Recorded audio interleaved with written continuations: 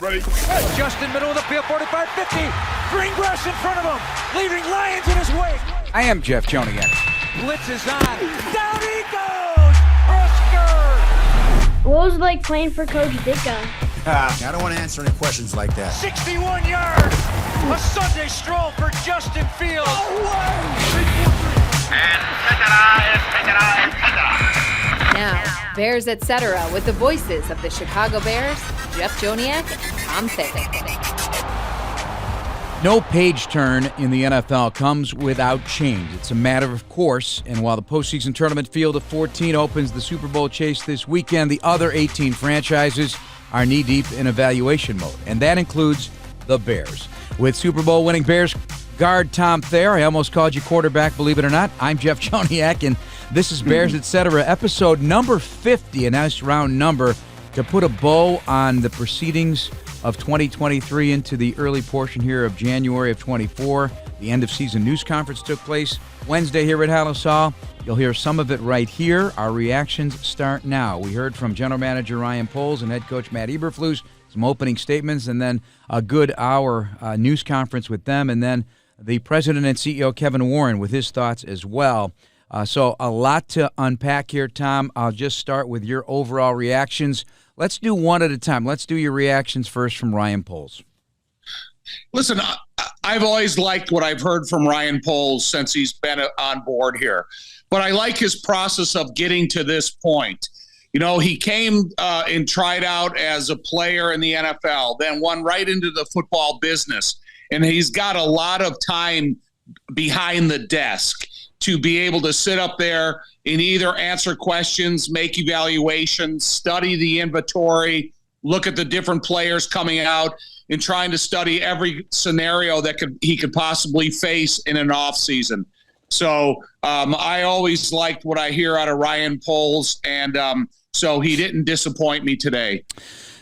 He really emphasized how bright the future is. And, you know, nothing is without negatives, but pulling from the positives and what has transpired, the building of the roster, how it's all falling into place, some big names, the free agents, the rookies, the ability for a coach like Matt Eberflus to be willing to play the rookies, and the types of people that they built the foundation they feel strongly they can build on. So disappointment certainly in not finishing some of those games, but strong progress and a strong foundation. A lot of questions about quarterback. But here's where I feel strongly. You have to weigh everything. You can't jump to a conclusion. Everybody wants answers yesterday. It's not going to happen here. He even said he's going to take this thing to April. And I think that's the right course of action. You never know what's going to pop up along the way. You have respect for Justin Fields. You explained how he's improved.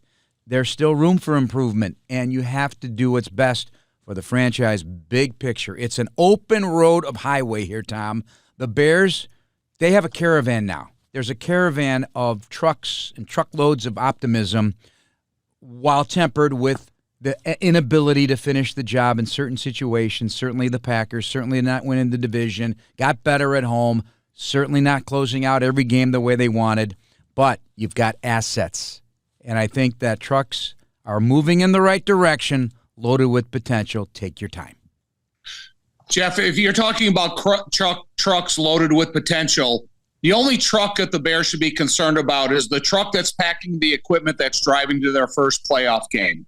And I think every single decision that they have to make is how to get this roster pointed in the playoff direction. And when you talk about what you have available to you, what you have out there that's negotiable, what you have out there that you believe is in the development stages that is ready to take a step to that next level, you have to exhaust every option. You have to kick every tire. You have to look at every single thing that's available to you to make this roster to get to a competitive state. And I guess you kind of changed my attitude here on this podcast. Because when you said there's 14 teams that are getting ready to go for the playoff hunt, and there's 18 teams that are going home, that's not a very big discrepancy. Until we finally get to the point that you and I are doing a postseason podcast before the first playoff game, I don't think anybody's ever going to be satisfied. Whether it's you and I talking on a podcast Ryan Poles, Matt Eberflus, Kevin Warren, George McCaskey, most certainly Virginia McCaskey. So I think that's got to be the most important point of emphasis. So a lot of good feedback from players just about the overall direction of the franchise and their exit meeting. Some of those players will not be a part of the future of the Chicago Bears, but Matt Eberflus will. None of this has surprised me. Just in my conversations, the interviews done each pregame over the course of the season for 17 games, Ryan Poles has been very firm in his analysis of how he kept it together, Matt Eberflus that is, during some rough times. First year, we knew it was going to be a struggle. Second year, it was going to be looking for improvement. There was found improvement towards the latter half of the season, and just the way Eberflus goes about his job has impressed Ryan Poles and has set him up for another run at it here in year 3. Yeah, one thing about it is there was a lot of instances that happened during the course of a football season that could have completely derailed the locker room, and that was never the case. Whether it's young guys and how they're going to contribute to the betterment of the locker room. How is Matt Eberflus going to hold this thing together when coaches are on their way out mid-stride? And the continuous development of the free agents they brought aboard and how well they were playing at the end of the season. And I'm not only talking about the Montez effect. I'm talking about the way that TJ Edwards and Tremaine Edmonds finished the season, and how good that they performed at the linebacker level, and how these rookies were able to evolve into their position, not only Darnell Wright, but the young defensive players, the cornerback. So I'm excited about this roster at the conclusion of the season and where it can go into the future. Vizzy Hard Seltzer is the official hard seltzer of the Chicago Bears. Jeff and Tom on episode 50 of the Bears Etc. podcast. Lastly, before we hear some of the reactions from the parties that took the podium on Wednesday, your reaction to Kevin Warren, because he started with a deliberate, fair, listen, take long-term approach, and that is basically what he said from day one. This is how he's going to analyze things, whether it be finding the way to build a brand new stadium for the Chicago Bears or just getting to a Super Bowl. Your reaction on his comments today? I really like the lack of passiveness out of Kevin Warren, because his voice reminded me a lot of mine and my frustration after the Green Bay game. Kevin Warren has a singular direction in mind where this team needs to go, and that's to win a division that goes into the playoffs and concludes with a Super Bowl trophy. And that's what I've always wanted out of the Chicago Bears since the moment I was at center stage when we came back from New Orleans and we went through the Super Bowl parade. I don't think anybody in the organization could just imagine what that parade is like. But I heard it and I felt it from Kevin. And I think out of everything, how little I have got to know him and how much I hope I get to know him in the future, how much I admired his tone of voice throughout the addressing of the media of where he wants to guide this team and where it needs to go. Yep, and with the added the addendum of do it with integrity, humility, style, and grace. All decisions made that way. Quiet, but admits impatient and competitive. And he wants to win, and he wants to win now. All right. Listen, you want one thing real quickly. There's nobody more impatient than George McCaskey. I don't think there's a lot of people that know him as well as you do. And I think when I see George – and I see the frustration in his demeanor after losses, and you get to talk to him and where he wants this thing to go.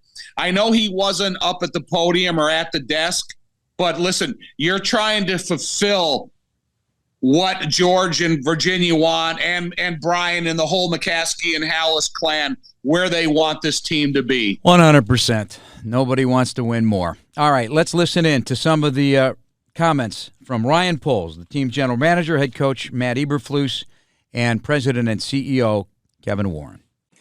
I'll kick it off with a little gratitude here. I want to start by thanking our fans, their support, their energy, that they gave this year was incredible.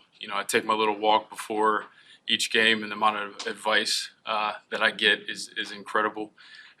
The big part of that too is to win 5 of the 7 games at home, so our fan base sees the progress that we're making.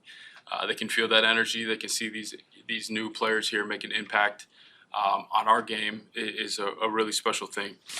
I want to thank our players. The time, the energy that they put into it was outstanding this year. There was a lot of change to start the season. They really poured into each other and invested in each other. I can't tell you how many times I got stories of, the D-line was eating dinner over here, the O-line was over here eating dinner and spending time with each other. You could feel that. And the guys made plays. I was really excited for, Montez and the impact that he had. DJ, Jalen, guys are stepping up and making plays that are going to help us take the next step. We're really, really grateful for them. I do want to single out Mercedes Lewis. That's a special human being, and I know he's played a lot in this league, but was a really key addition to our staff, our team and our locker room. The leadership through some of the hard times, the things that he said to pull guys together was outstanding, and I'm really, really thankful for him. Coach Flus, his leadership through hard times. We had some adversity early in the season, in the middle of the season. His ability to stand strong and keep the team together was incredible. His ability to adapt and adjust as we went along. He had sudden change in terms of his role, and I thought we benefited from that. I thought we got better from that point, and I'm really happy for him. Our staff, we take surveys from our players just to see, how each department does, and the feedback that we got on our strength and conditioning staff, our player performance, our trainers, our clinicians was incredible. We have an elite, a rare group there, and those players feel that, and they feel like they're being put in the best position to be successful on and off the field. And then want to take some time, for George and Kevin. Their leadership through the year was incredible. They support our vision. One of the things that I'll never forget is reflecting in the middle of the year on a trade that didn't go well for me. I was bummed about it. Took ownership of it. I always have a decision log that I go through and talk about, what I can do better. And we met on that, and they both supported me in terms of saying, keep shooting your shot, man. If you put your log together, you're hitting those boxes that it feels right and it's going to help our team. Keep shooting your shot. And for a decision maker to have that type of support is incredible. The last 2 to 3 days we spent really reflecting, gathering information on the year. Really Monday from, I think it was 7 in the morning to about 4:30 in the evening. We did exit meetings with every single player on our team. We want to know what we're doing well, what we're struggling, what can be corrected, anything from team travel to coaching to all of those parts. And we spent time together on Tuesday to go over the year. Again, what went well, what didn't go well, and gather that information. I came away with really 2 feelings. One was there was a little disappointment. I wish there's some games that we finished. We were ahead. I wish we finished those games and really took this thing to a higher level than where we are now. Because at the end of the day, our goal is to win championships and to win the division, and we came up short of that. However, I also was really proud of the steps that we did take. If you really look back and really look at the starting point and then look at where we are today, you can't tell me you don't see the difference. We're making strong progress. We're doing it the right way. It's built on a solid foundation. It's not a house of cards. It's going to continue to go up as we continue to have continuity with our roster, and that makes the future really bright for us. We have flexibility with our cap space. We have a really unique draft situation that's going to allow us to continue to get better. And like I said, most importantly, the continuity part is going to be critical, because when you bring all those things together, we're just going to keep climbing. In terms of our process, I know there's going to be a lot of questions on Justin. There's going to be a lot of questions on the draft process. We are in information gathering mode right now. We are going to turn every stone to make sure that we are going to make a sound decision for our organization. I did think Justin got better. I think he can lead this team. But at the same time, there's a unique situation where I have to look and our staff has to look at everything. And that's exactly what we're going to do. And that's the same with free agency. We're going to, look at our free agents, get with my personnel staff, do evaluations, and again, make the best decision we can for this organization to take the next step. But I'm really proud of where we are and where we're going. Came up a little bit short of our goals this year, but I have no doubt in where this team is going. Good afternoon. Hope everybody's doing well. Just reflecting on the year, really just the gratitude piece of this is want to thank Ryan. Ryan and I confer and talk every day about roster, about football decisions, and and through the adversities this year, we got closer. And it's our year two together, and our bond is even stronger than it was after the first year. And I just want to really just publicly appreciate, and say, thank you to him. Same thing with George, and Kevin. Just a remarkable, being able to get wisdom, discernment on decisions, to have a sounding board there. We meet with those guys once a week, but the door is always open, and you can always talk to them. And that's something that we can always use and utilize, and we do. So that's big. And then really for me, just thanking the players. They put everything they have into this season, and we came out, the last part, really starting to play really good football, and that was because of their hard work. The investment they had, they improved and they grew as individual players, and we grew as a football team, and you could certainly feel that during the year. And it really doesn't happen unless we do the piece before that, and that's the building of relationships. And I talk to the local media that's sitting in front of me. I see you guys, a couple of times a week, obviously, and you guys know this, that we spent so much time on that, and that was the foundation and the glue that holds teams together. And we did not cut any corners when it came to that, and we spent time, took attention on that, and that was a big part of us being able to handle the adversities throughout. And the foundation really is built and established through the players we select. And Ryan does a wonderful job of that, and his staff does a wonderful job. And we're always going to select guys, and you can feel that love football. And when you have that piece, the selection piece of those they play with great energy. They're great teammates. They care about their game. They want to do skill improvement. Everything that it takes to be a great football team, they do that. The guys that love football. So that's going to be a big point going forward. And so as we look at this whole season, we're playing the long game on this. There's a long game to this, right? So the first year, we draft all these wonderful players, right? You think about, Kyler Gordon, Mako Shark, right? Brisker, Sandman's in there, all those guys, right? Braxton, those guys are a foundational piece for us, right? And those guys all played, right? All those rookies played for us and did a wonderful job. And then the second year, same thing, draft class, right? Really strong draft class in the second year, leading with our right tackle, obviously the 2D tackles inside. They played a lot of football this year. Our two corners that were young that play a lot of ball for us, our receiver, young playing in there, and then to me, it's those are the foundational pieces. And then we had a unique year last year because we were able to have all this capital to be able to, the money, the funds to be able to now take this huge free agency class and also put those classes together with the draft classes. So to me, that was the magic. And I want to thank the players for that, because that's 2 draft classes and then that big free agency class to be able to really form what we now call the Chicago Bears. And there's some dynamic players in that free agency class that Ryan did an awesome job with. You talk about, Maine and TJ and, Justin Jones and, D-Walk and, then the trades, of course, with Sweat, and DJ. Those are dynamic players. And so we're so excited about that future of bringing those guys together. But that also took time to be able to do that. And the guys really did a great job of coming together. And I want to thank those guys for that. And then you talk about the guys that were here, right? Justin Fields was here, right? And then did a wonderful job of really working himself into that position as a leader. Cole Kmet as well. Cairo was here when we got here.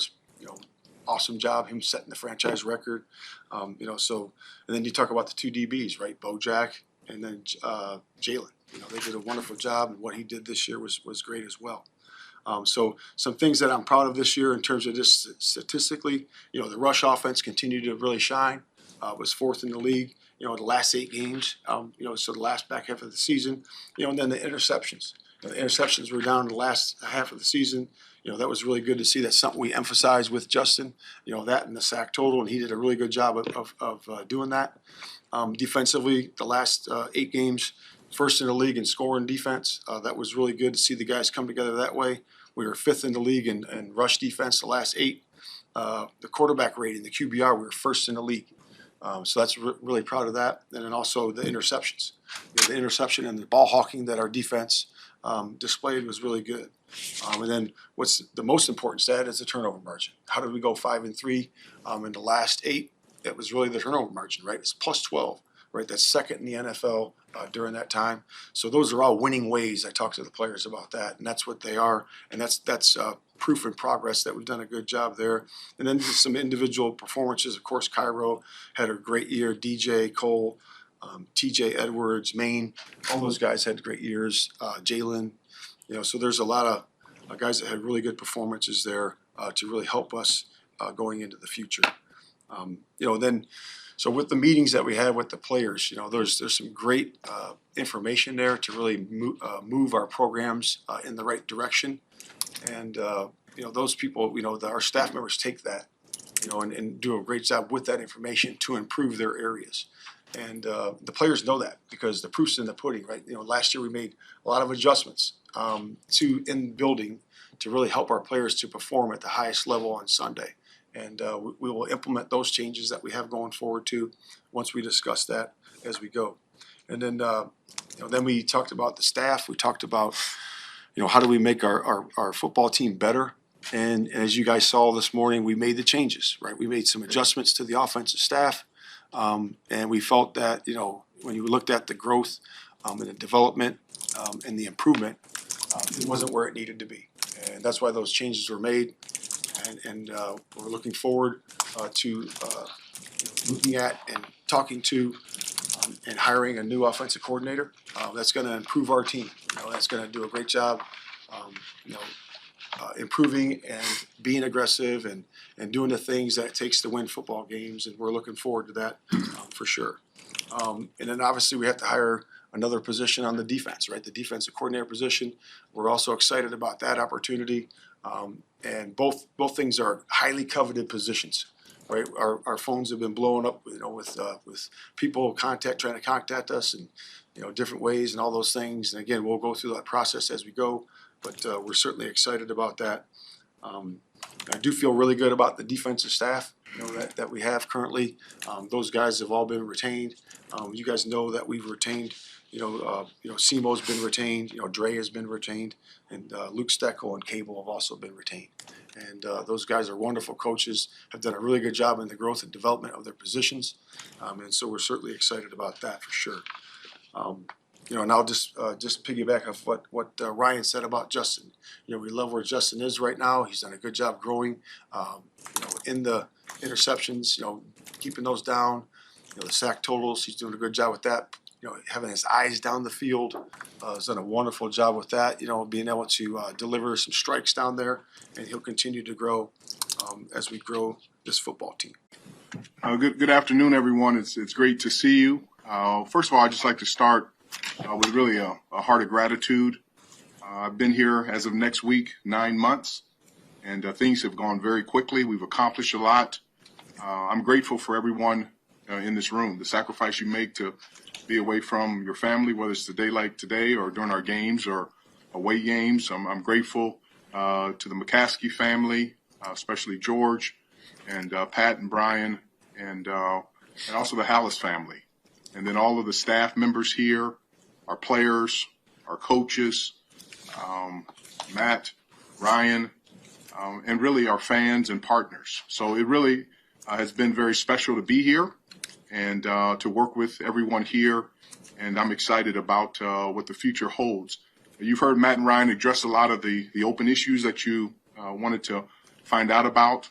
And as we said, we'll take some questions. But I just want to make sure that I reiterate, what I said even in my opening press conference back in January is that, my whole approach to building this franchise, not only from a business operations standpoint, a culture standpoint, a stadium development standpoint, a football operations standpoint, is to make sure that we are extremely deliberate, that we're fair, that we're good listeners, that we take the long-term approach. All you have to do is look at any business. You talk to any CEO, president, any leader of any organization, they will tell you that it's very important to make sure you're deliberate in your decision-making process. And that's one of the things I've enjoyed most since being here, is to be thoughtful, fair, and deliberate. As you build any organization, but especially a football organization, the National Football League, you have to ask yourself, kind of, where do you stand? Where are you? What needs to be done to go forward? And do you have the right people to accomplish that goal? I know for me, I'm a very quiet, impatient person. I don't voice my impatience, but I'm extremely impatient. I'm competitive. I want to win, but I also want to do it with integrity and style and grace and class and humility. And that's something that's top of mind here. That's what the Chicago Bears stands for. That's what our fans deserve. That's what our alumni, our players, our partners, our sponsors, every employee, every coach, our ownership, that's what the National Football League deserves. And that's what we're going to continually do here, is to build this program, this operations that we're proud of, that it's not a one-year wonder, that we don't have a good year and then we disappear for 10 years, that we can build this from a long-term standpoint. And that takes time. I've been there. I've been there in St. Louis. I've been there in Minnesota. And you're constantly in a perpetual state of evaluation, getting better, adding pieces, adding parts, and talent does matter, whether it's a coach, whether it's a player, whether it's a front office member, whether it's a fan. We love the passion here. We love Chicago. My family loves Chicago. And I am so grateful to be in this position, and we'll continually work extremely, extremely smart and hard, and to take the approach that we're going to build this the right way, that it will be built to last for many years. And that's not pleasant, and because we all wanted more. I didn't want to win 7 games this year. I don't want to be at this press conference today when there's teams practicing around the NFL and playing in playoff games. That bothers me to my soul. I haven't been able to sleep the last couple nights.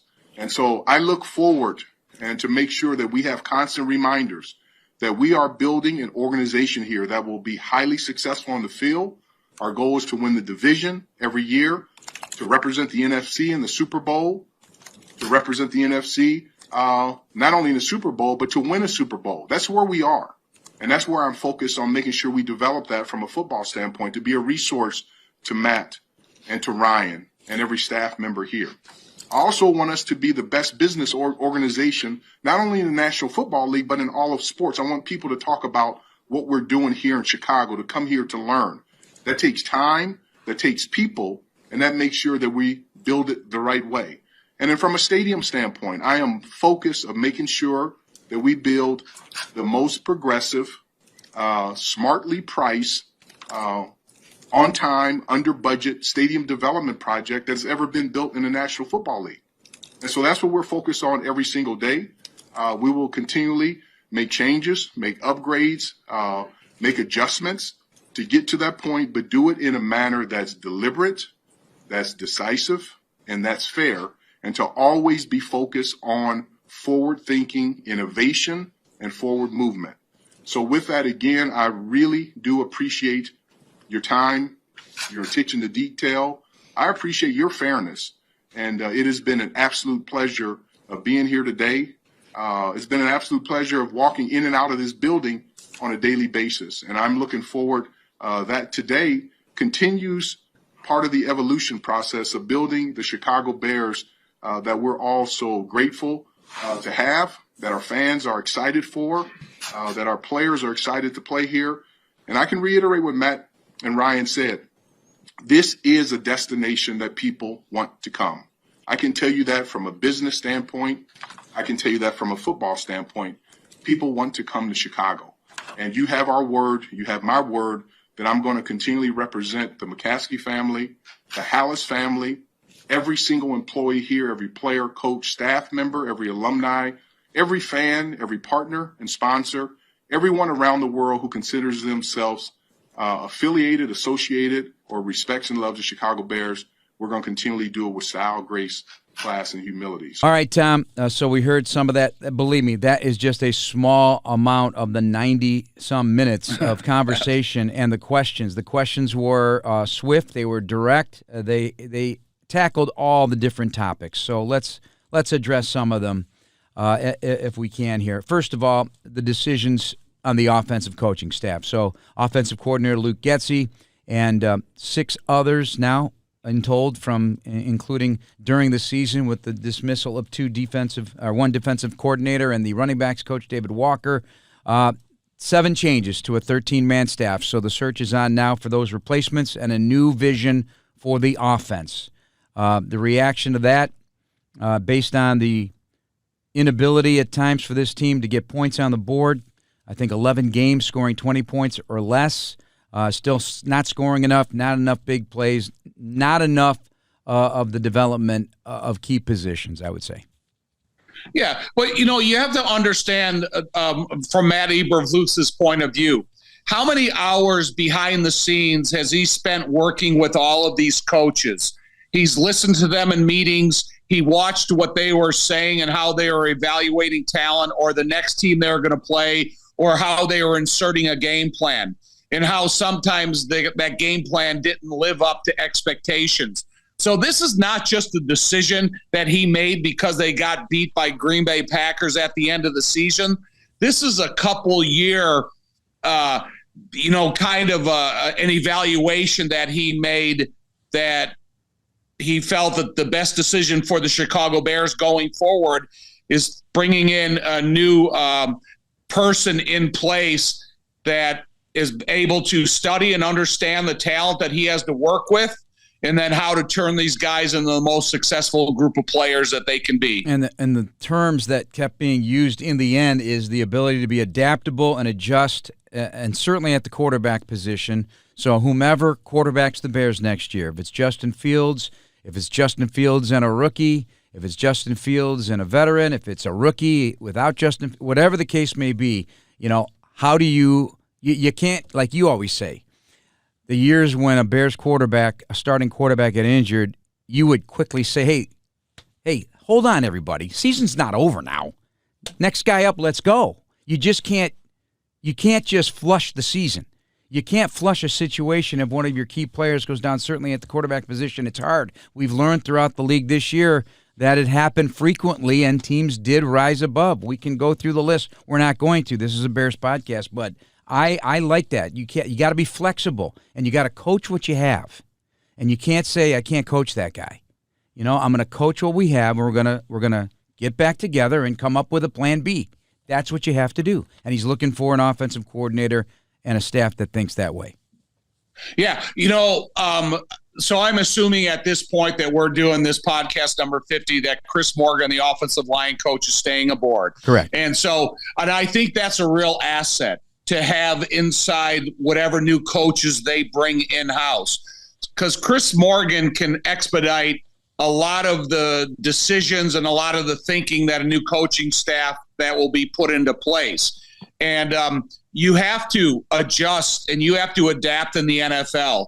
Whether it's the most important position at quarterback where they had Tyson Bagent that was able to come in and play really well as a rookie, or when it's the Khalil Herbert got hurt in the Washington game and Deontay Foreman came in and played well. So they're going to have to adapt and adjust all throughout whatever season we're talking about, whatever podcast we're talking from. And so I think that's the important role of any coach that's brought aboard. And I think that Ryan Poles has been able to increase the ability of the talent to keep them in a competitive situation. And the challenges of an offense learning a new system for the third time in 4 years for Justin Fields, if he remains a Bear, challenges that are accentuated by the fact that he is smart, he is intelligent, and they don't feel he'll have a problem learning something new. That's number one, because people always jump to the conclusion. And we do too. I mean, it's tough on quarterbacks to constantly have change. So, but having the mental toughness and the work mentality to roll up your sleeves and dive in is most important, if you ask me. Any particular style that you want? Yeah. Can I say one thing about that? I'm sorry. Is one thing about Justin Fields and his NFL experience, or any player in the NFL, you're still going to be playing against 11 guys. And you're still going to be able to read coverages and see things and adjustments during the course of the cadence. The most confusing thing to learn year in and year out is the terminology of a newly inserted offense. And so I think if they can create an offense that has less difficulty in learning the language, the quicker that you're going to bring everybody on board. Because it's not only the quarterback that's learning the language, it's all the other 10 guys in the huddle with you. Yes, and also it's also important to not just think the worst all the time, as often happens because of past history or whatever. The fan base is impatient, media is critical, and that's all warranted. That's all fine and good, but just because something similar has happened in the past doesn't mean you freeze yourself out of something that will look different in the future. And so I dismiss most of the history, because now it's about looking forward and finding the way. And not everybody is able to separate the two, unfortunately, but this team has done good things. There is capital in terms of the free agent money that they could spend, and more importantly, the draft capital they have, and what Ryan Poles and his staff of excellent scouts and front office people will put together, and then Eberflus having he's got the confidence to just keep moving forward and build on what's already here. So what they've done, he pointed out many things defensively. Last 8 games, first in the NFL in scoring defense, 5th in rushing defense, number 1 in quarterback rating against, number 1 in interceptions, plus 12 in turnover ratio. If that continues, Bears are going to win a lot of games. That was over the final 8 games. One of the things that I like and maybe you'll play it the way that Kevin Warren said, and Matt Eberflus, I know he told you early in his career that he likes and he's willing to play young guys.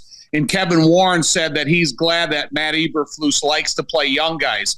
Because when you talk about draft capital, you talk about free agents, you talk about the different assets that they can bring aboard, they can come in here and they can complement this roster with young guys that has a lot of young guys on this roster.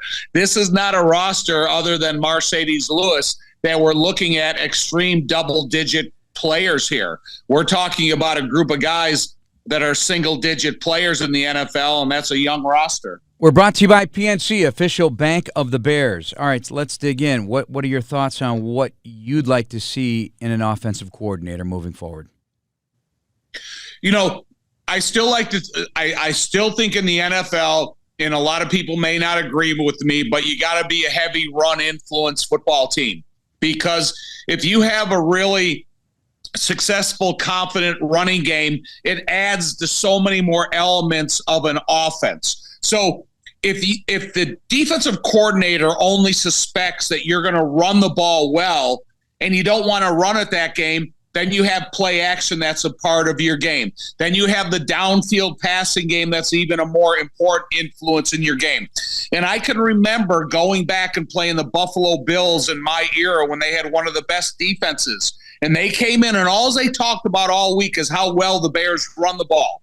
We never ran the ball during the game. We only play action them, and we had an unbelievable game. So I think going forward, you have to have that offensive coordinator that looks and studies their opponent and see what they're susceptible to, and then taking what you have according to your plan and using that against them. However, the foundation is always running the ball, and it always will be as a part of the Chicago Bears in its history. Tom, I'm right there with you, hand in hand, shoulder to shoulder. I will go with that and win with that. So, and here's a quote from Eberflus. I don't have it written down exactly right, but be multiple in who you are playing. Okay, bend and adjust before the game and throughout the game.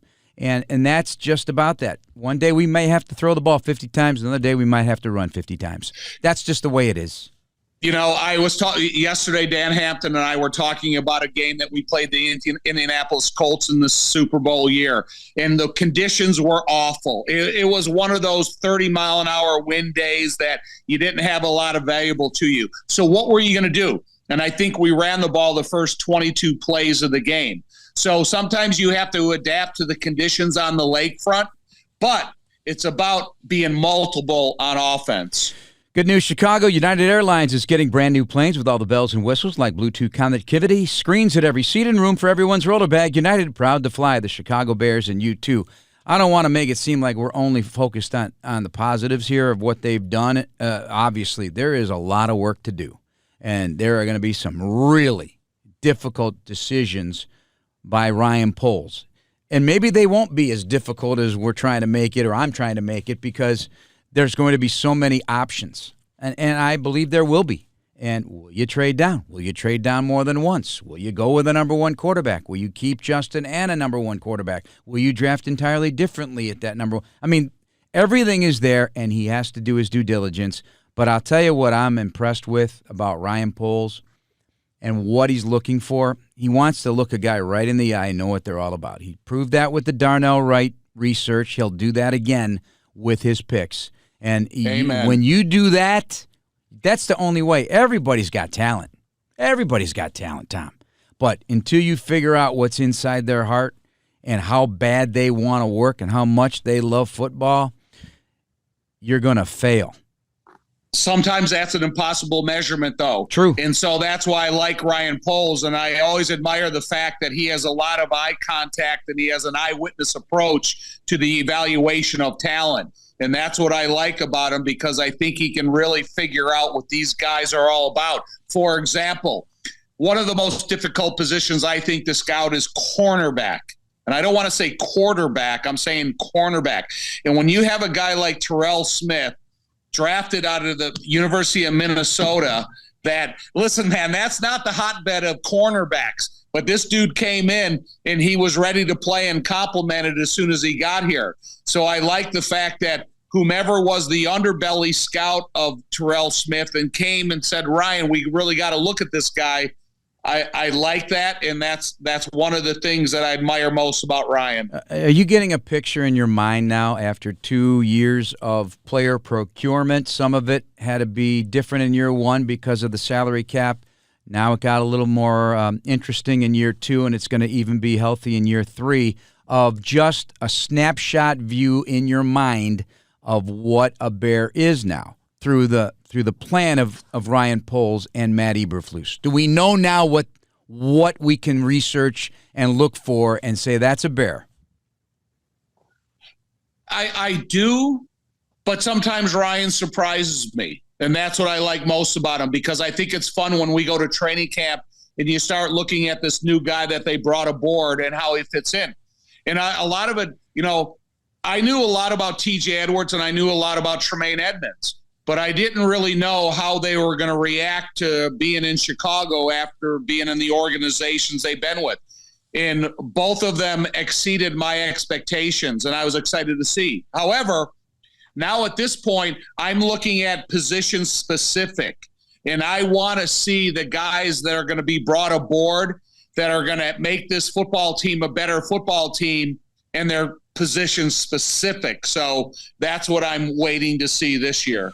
All right, back to Kevin Warren. Certainly the discussion about football, and, he said, hey, go back 12 months ago, look at the progress. Not where you want to be, not where we're going to be, but pointed in the right direction. Unequivocally, he feels he's got the right set of individuals, that they have to win the NFC North, and he's never going to stop until that happens, and beyond, obviously, compete and win Super Bowls. He looks at this as an attractive place to be. Some people have theorized that this is going to be something that coordinators, especially offensive coordinators, may not be interested in, assuming that people are on a one-and-done situation in terms of the coaching staff and whatnot. That is just perception. It may not be reality. You have to win, yes, but why wouldn't you want to come to the Chicago Bears? Why? I mean, you've got a lot going in the right direction right now, and it's a fantastic opportunity to be a Bear. It's a fantastic city for football. It's the charter franchise of the National Football League. When you win here, it's like no place else. Well, if you're an assistant coach and you study analytics and you think of what the defense was able to accomplish towards the middle end of the season, that would be exciting even if you were an offensive coach. And then if you were an offensive coach and you looked at the draft capital and what they're able to develop here with new players coming aboard in the next season, in the next couple of years, it would be an exciting opportunity. And Kevin said in this press conference, it's 1 week ago that he's been here 9 months. And you think of the changes that he's been able to observe in that short amount of time when you talk about a 100-plus year history of the NFL. I think any coach would look at it the same way of what their opportunity would be to come in here and develop Chicago into a winner. And just let me reiterate, there wasn't a lot of people in that building that were there the day of the Super Bowl parade. It's unlike any other, and that's what they have to set their sights on. Game day snacking calls for good foods. Chunky guacamole made with Hass avocados, tomatoes, onions, cilantro, and a squeeze of lime juice. It's the perfect snack to watch while the Bears win. Score some today at your local grocery store. Game day is guac day. This is the Bears Etc. podcast, episode number 50. We got to talk about a new stadium and that continuing conversation growing closer and closer, possibly to a solution. Arlington Park still in play, that plot of land in 326 acres, looking at the city also. And Kevin Warren emphasizing how much he loves the city of Chicago, how beautiful it is, how vibrant it is, how much it has to offer, looking for some creative solutions. But here's the thing, what I really appreciate about what he's saying, he is going to turn over every stone. He is. But he's neurotic about financial sense. Make sure they settle on a viable financial location. Admitting, yes, this is big money. It is. But so no haphazard way to go about it. You got to be deliberate, and you got to weigh all factors, and he's taking it very seriously to have the most unique, forward-thinking, business-rich stadium property in sports, let alone the National Football League.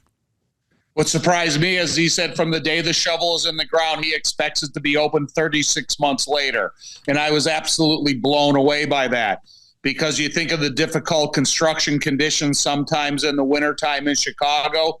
But I see Kevin as never having a day that something isn't getting done. And I know in my lifetime how exciting it would be in walking into a stadium. Listen, I was excited walking into Soldier Field because I was at Soldier Field during the reconstruction period. I remember being there and putting on a hard hat and being walked through the stadium with the construction group. There would be nothing more exciting to me than walking into a new stadium that satisfied the appetite, the football appetite of the Chicago fan. It would be probably one of the most exciting days in my football life. Oh, yeah. Hey, listen, man, when we call a game in a new stadium like that, that'll be a moment to cherish for the rest of our lives and for every Bears fan and anyone involved in this organization. Don't forget your credential. Yeah. Wouldn't that be right? Sorry, sir. Right. We can't let you in. When it's time to tackle some great game day deals, then go with the grocer who's been a part of Chicago since 1899, Jewel Osco, the official grocery store of the Chicago Bears. All right, let's do some quick hitter and cleanups here about specifics. No surgeries at this time. Okay, that is rare. Knock on wood. Knock on wood, but that is rare. So players will do what they need to do to get ready for the next season, and I'm sure something could come up, but nothing serious. Nothing that's going to linger for 18 months. You know what I'm saying? That's big. Hey, listen, Jeff, I had maintenance surgery every year for my last 5 years. And so to hear that there's a group of the 90 men that don't have to go through that process unless their maintenance pops up, I'm happy to hear that. No decision on a fifth-year option for Justin Fields at this time. Plenty of time to work through that. They talked about specific players. Obviously, the Braxton Jones, is he the left tackle of the future? They like where he's at. Ryan Poles says he's a starting left tackle in the National Football League. It doesn't preclude them from providing competition, which I'm always going to expect. But that's an endorsement for Braxton. The separation between Braxton's future of being a great football player is he's got to live in the weight room in the offseason. And that's what he needs to do. And listen, I love Braxton. He's one of the more intelligent, well-spoken, athletic football guys that I've seen in a long time. But I think for every single player that plays a sport of football, you have to live in the weight room. Let's talk about some of the things that also could impact how this franchise operates, because Ryan Poles has a lot on his plate. A lot of work to do. He's got a great staff, but that staff getting recognized as well. And he says, hey, part of my job is to have as many general managers come out of this organization as possible. That means we are doing it the right way and filling in those holes then that create, and you keep on that's how great organizations operate. So that being said, Ian Cunningham has interviews. Washington's interested, Carolina's interested, Chargers interested. Jeff King reportedly has interest as well from the Chargers organization. So there could be other teams involved. There's GM jobs open. There's other opportunities available in this league. So that's something to keep an eye on. But that would also, put a lot more on the plate for Ryan Poles here this offseason.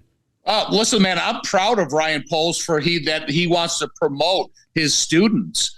When I heard that out of him, because there's a lot of guys that are in organizations that don't want anybody to advance higher than them.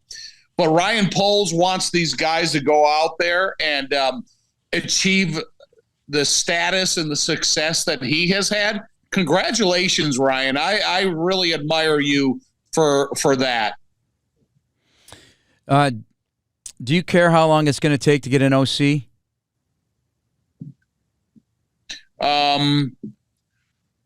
Yes and no. I don't want it to linger up until the day before OTAs.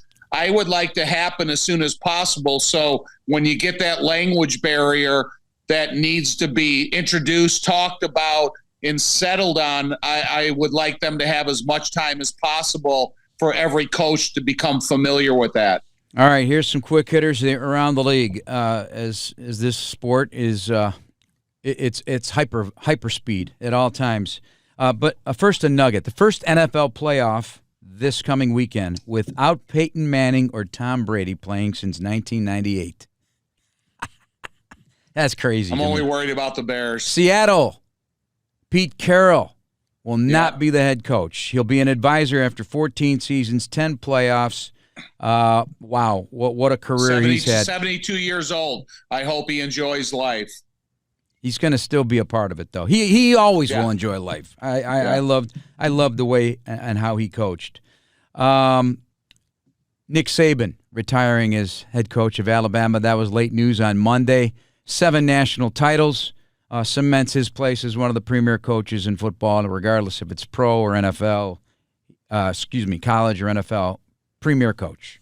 Wow, yeah, exactly. He is a premier coach. I think he was, as much as sometimes I didn't like his curmudgeonness, I admire his success.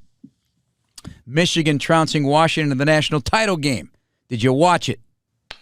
I watched every play of it. And I got a really nice message from Jim Harbaugh this morning that I really admire the fact that he even responded to my congratulations. What'd he say? He said, "Thank you. All the glory to God. Sure do value our football and family relationships and good times. Cherish them. Thanks for caring and supporting. There are enough doubters and haters in the world. Much respect, gratitude for you and yours, Jim. Very nice. Very nice. Well, Bears fans, you can be there for live NFL action all season long as the official ticket marketplace of the Bears and the NFL. Ticketmaster has a wide selection of tickets available for every game. Find tickets today at Ticketmaster.com/Bears. All right. We only scratched the surface on what is going to be a unbelievable offseason. There are going to be rumors galore. They'll either be shot down or verified. We're going to be breaking things down. We're going to be shifting to a once-a-week podcast. So sometime next week, we will be back with the off-season version of our Bears, Etc. podcast. The Etc. part is because we are also going to include some off-the-wall, outside the norm guests that are football fans, but they're going to be. We're going to be talking about life on the big screen, or in a restaurant as a chef, or Tom's long list of vast friendships around the landscape of the entire world. So we'll delve into that and have some fun. But when it comes to football, we'll get serious and we'll take care of that as well. So we're not going to leave you hanging on that, because it is an important offseason. You know, I don't know. Sometimes we go a little crazy with our labeling of things as it pertains to the Bears. We get a little crazy about it, and we say this is the most important blank since blank. I have to say, with total certainty, this is the most important offseason this franchise has had in my memory. And I thought last season was that, but this one's kind of the precipice of something, because things are coming together, and you just hope that the right decisions are made and a little luck falls your way, and we're going to be talking in February next year instead of January, the wrap-up. Listen, the stadium, Kevin Warren, draft capital, free agent money, a 7-10 finish that has to lead to a division championship. You got beat twice by Green Bay. You have to beat them twice next year. So if that puts a period to the end of our number 50 podcast, dedicate this to Mike Singletary, number 50. Yeah. Hey, I'll tell you another thing. It's funny. Kevin Warren at the end of his news conference said because every time we go to a stadium, you go through security, you get a band put on your belongings, a suitcase or a duffel bag or a briefcase.